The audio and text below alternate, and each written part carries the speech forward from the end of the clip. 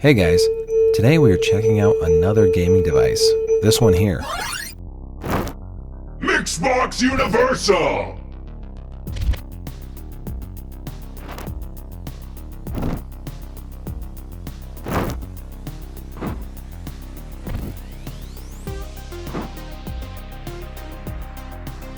For the uninitiated, Mixbox has been on the scene for quite some time, and I believe we're the first to sort of popularize the idea of a hybrid controller with left-hand keyboard-style movement inputs combined with the clicks and clacks of right-hand Sanwa arcade action buttons.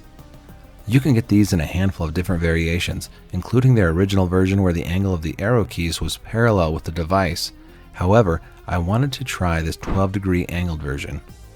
The keys themselves come from cherry switches.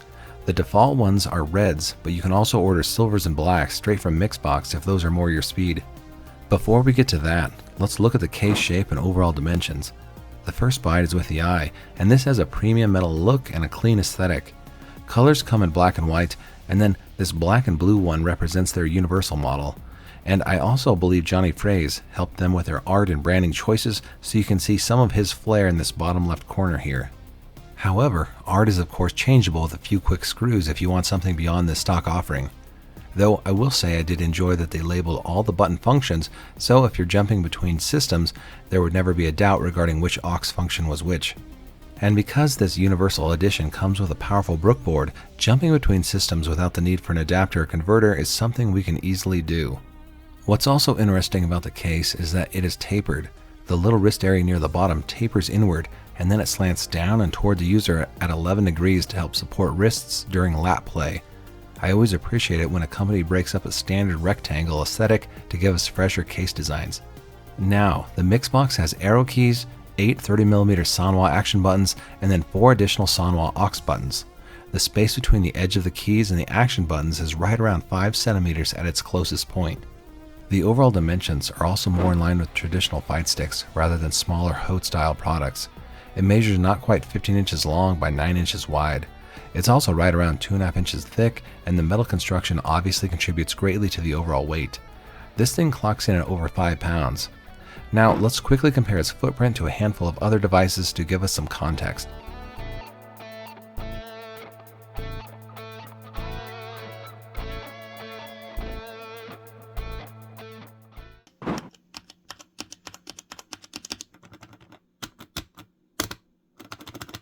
And to keep things clean, there is a cable door so you can tuck away the USB-A cabling when it's not in use.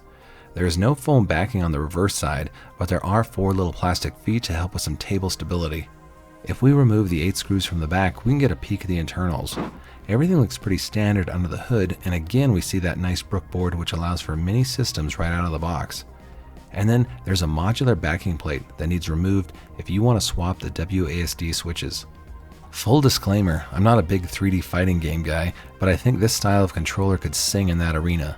For example, I imagine wave dashes and electrics as being much more consistent over traditional joystick inputs since you wouldn't have to drag a stick back through neutral.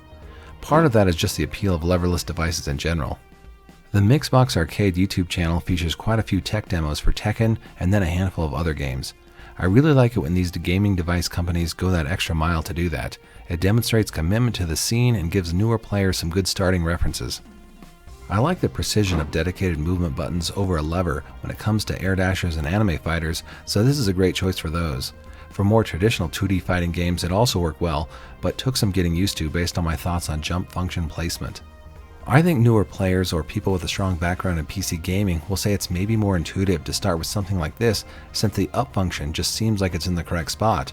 However, I will say that after practicing on a hitbox style where the jump function is oriented closer to your thumb, that I find that style slightly better since each cardinal direction has its own dedicated digit.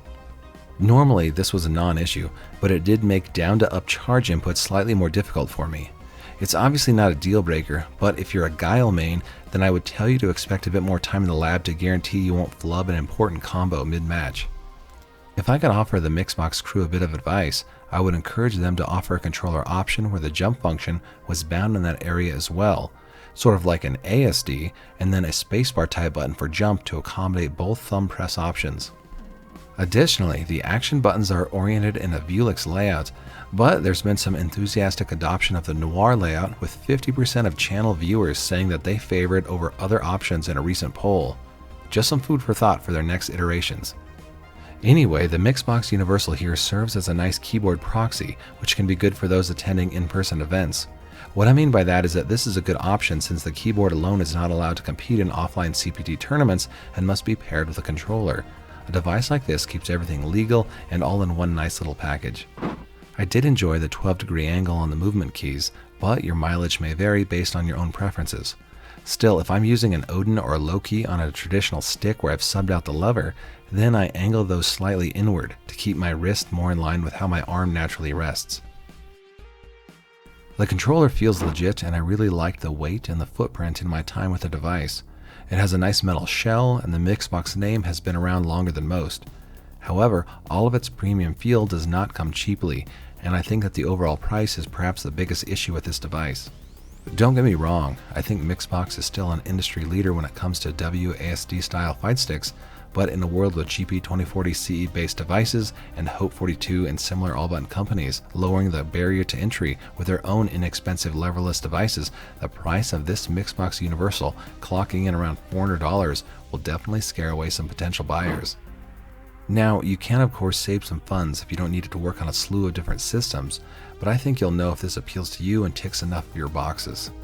Still, let's quickly recap to help you decide if this is right for you. If you're interested in buying one for yourself, then check out the Mixbox Arcade website. They also come in reverse/southpaw styles for the lefties in your life. Anyway, thanks to Mixbox for the review controller, and thanks to you for watching. I really appreciate it. Support your locals, and I'll see you next time.